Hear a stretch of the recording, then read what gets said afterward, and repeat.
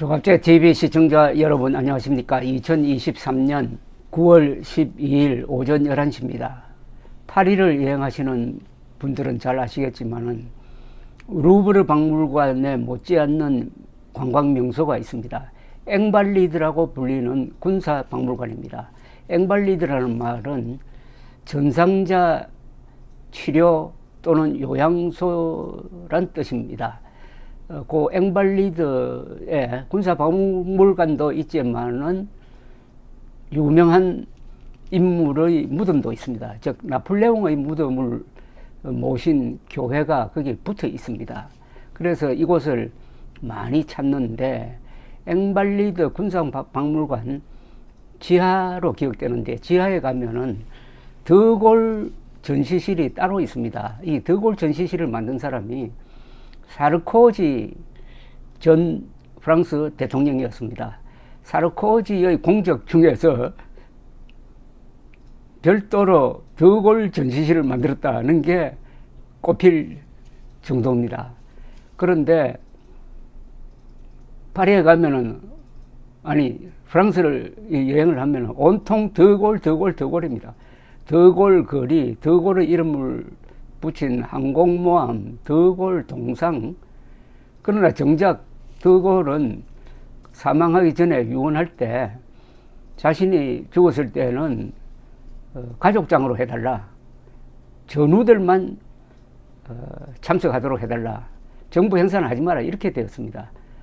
그리고 자기 묘비명도 아주 샤르르 드골 생물연대만 딱 쓰고 거기에 뭐 대통령도 붙이지 않았습니다. 아주 이분이 금수한 사람이었습니다. 돈을 모르는 사람이었습니다. 그런데 지금 한국에서 그 드골과 가장 비슷한 이승만 대통령이 지금 어떤 취급을 받고 있습니까? 이승만 동상이 이제 하나 둘씩 세우고 있습니다. 저도 이승만, 트루만 두 분 동상을 경북의 칠곡군 다부동 전적지에 세우는데 약간의 힘을 보탠 바가 있습니다만은, 부산의 용두산 공원의 원래 이름이 우남공원이었습니다. 4.19 이후에 용두산 공원으로 바뀌었는데 이것도 다시 우남공원으로 바꾸는 게 맞습니다. 저기 성남시에 우남로가 있었는데 이게 지금 그대로 있는지 모르겠습니다. 또 어느 대학에는 이승만 동상을 세웠다가 반대가 심해가지고 뭐 창고에 집어넣고 있는 데도 있답니다. 지금 그런 대학이 있다면은 그 배운 망덕을 학생들에게 가르치려고 하는 건지 참 기가 막히는데, 그나마 윤석열 대통령이 뜻이 확고합니다. 이승만 대통령 기념관을 만들어야 된다. 드디어 어제부터 국민 모금을 시작을 했습니다. 조갑제닷컴도 거기에 동참하고 있습니다. 이 국민 모금으로 동상 만들고 기념관 만드는 게 이게 선진국에서 하는 방식입니다. 국가가 만들어라 이렇게 하지 말고 국민들이 뜻을 모아가지고 기념관 만들고 동상 만들고 해야 그게 정권이 바뀌어도 파괴되지 않는 겁니다. 이승만 대통령 기념관 추진 건립 추진위원회, 이름 좀 기네요. 이승만 대통령 기념관 건립 추진위원회가, 이거 이름 좀 줄여야 되겠습니다. 범국민 모금 운동을 시작한 어제 새벽부터 이승만 대통령 기념재단 후원 계좌에 아주 뜨거운 성원이 쏟아지고 있다고 조선일보가 보도를 했습니다. 첫날에만 2,052명이 약 3억 원의 후원금을 보냈다고 합니다. 추진위원장은 이명박 정부 시절에 국무총리를 했던 김황식 선생인데, 국민 모금으로 전체 건립 비용의 70%를 충당하기로 결정했다면서 국민 여러분의 자발적인 동참이 기념관 건립 여부를 좌우한다고 했습니다. 정성을 모아주신 분들께 진심으로 감사드린다고 했습니다. 신동엽 씨라는 분은 이렇게 이야기를 했습니다.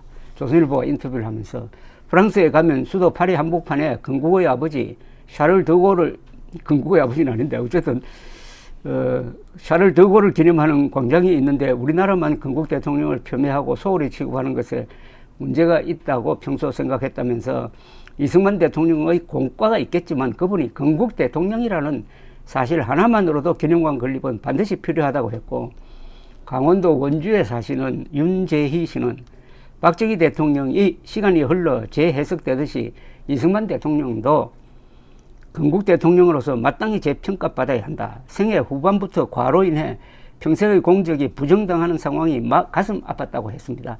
전기공사 업체를 운영하는 김철성 씨는 이번 후원에 참여했을 뿐만 아니라 기념관 설계가 끝나면 전기공사를 맡아서 할 계획도 있다고 했습니다.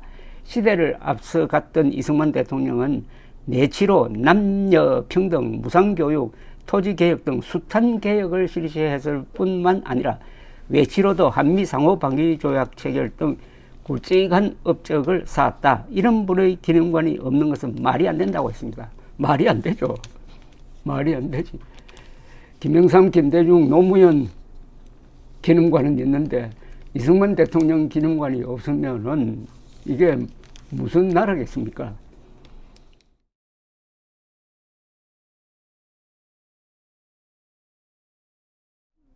조선일보 홈페이지에도 늦었지만 작은아마 기쁜 마음으로 적극 동참한다. 하루 벌어 먹고 살지만 작은아마 동참하겠다는 등 여러 시민들의 응원글이 쏟아지고 있다고 합니다. 그리고 해외 교민들의 동참 움직임도 있다고 합니다.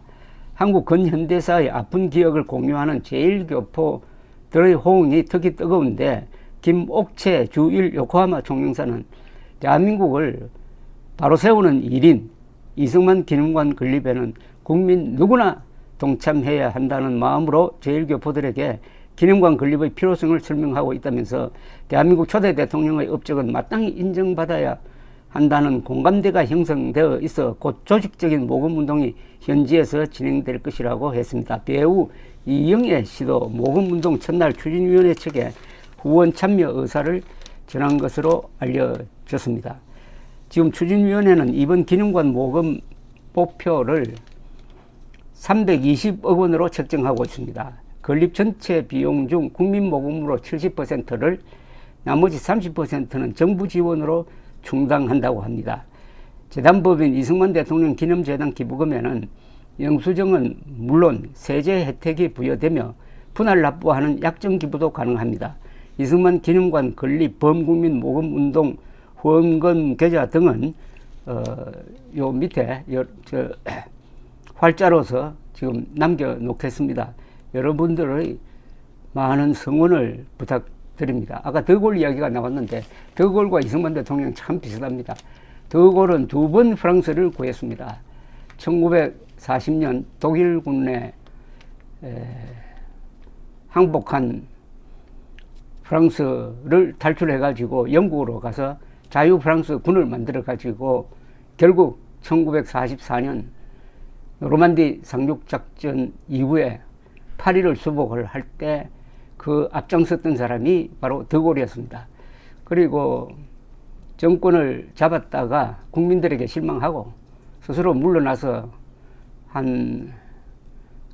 약 한 10년 제야에서 지내면서 아주 유명한 회고를 썼습니다. 문학적으로 그 평가가 노벨 문학상급이다라고 평가되는 노벨 문학상으로 추천된 적도 있습니다. 그런 회고를 썼다가 1958년 알제리아 독립 문제를 두고 프랑스가 내전 직전으로 가니까 프랑스 사람들이 드골을 다시 불러내어 가지고 이 수습을 맡겼습니다. 그래서 드골이 개헌을 해가지고 지금과 같은 대통령 중심제로 만들고 수습을 하고 한 10년 동안 프랑스를 발전시키면서 프랑스가 미국과는 독자적인 노선으로 가고 핵무장하고 하는 이 일을 주도했던 사람이 바로 드골이었습니다. 드골이 2번 프랑스를 살렸듯이 이승만 대통령도 2번 대한민국을 살렸습니다. 독립운동과 건국운동을 통해서. 그리고 6.25를 맞았을 때, 기습 남침을 당했을 때 한미동맹도 없는 상황에서 미국 대사를 불러가지고 우리는 남녀노소가 돌멩이와 몽둥이를 들고라도 싸울 것이다 라면서 결사항전 의지를 밝혔고, 유엔군이 들어오게 했고, 그리고 전쟁이 끝날 때는 한미 상호방위조약을 맺어가지고 오늘날 대한민국의 번영과 안전의 울타리를 만든 이 이승만 대통령에게 우리가 기념관 하나 만들어 드리지 못하면 되겠습니까? 이왕지사 광화문 광장에 이승만 대통령 동상도 함께 세워야 합니다. 그리고 이 화폐 속에 등장하는 5인물이 다 조선조 인물인데 이거 보고 있으면 외국 사람들이 아직도 대한민국이 왕국인 줄 알고 있을 겁니다. 여기에 이승만 얼굴이 들어가는 그런 도안도 하나 만들어야 되지 않겠습니까?